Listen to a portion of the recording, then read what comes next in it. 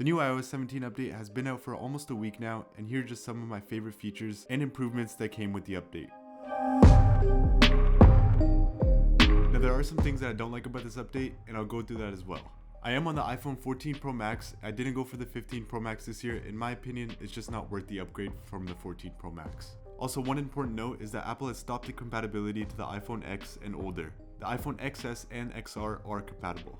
The first change that I liked was the live voicemail. This lets you see a live transcription of the voicemail that the caller is leaving. So if you see it is something important, you can pick up midway. And speaking of voicemails, you can now leave a voicemail or a message for FaceTime as well. So if your friend doesn't pick up, you can leave a heartfelt video message. It's a small feature, but it's pretty cool. Another cool feature for FaceTime is you can react with your hands, like confetti, hearts, fireworks, and more, just with your hands.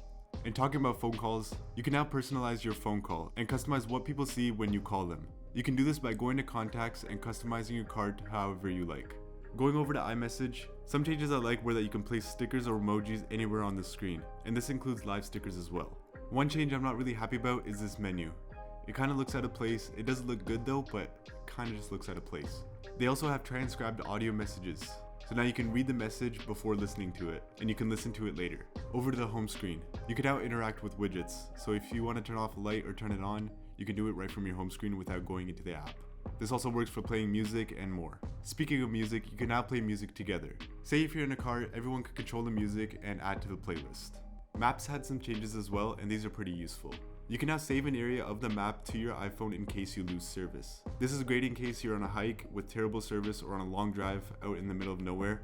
They also added some security and privacy and safety features, but we won't dig too deep in that. It's just things like sensitive content warnings, more permissions, lockdown mode, and more. Alright, now for the two of my favorite features. First one is standby mode. You'll have almost sort of like a clock, and this looks so good.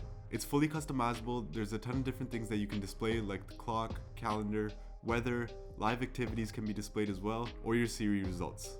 Apple did a great thing of designing the standby mode, one of my favorite features of iOS 17. And my second favorite feature is name drop. This looks really cool and it's so smooth when it's in action.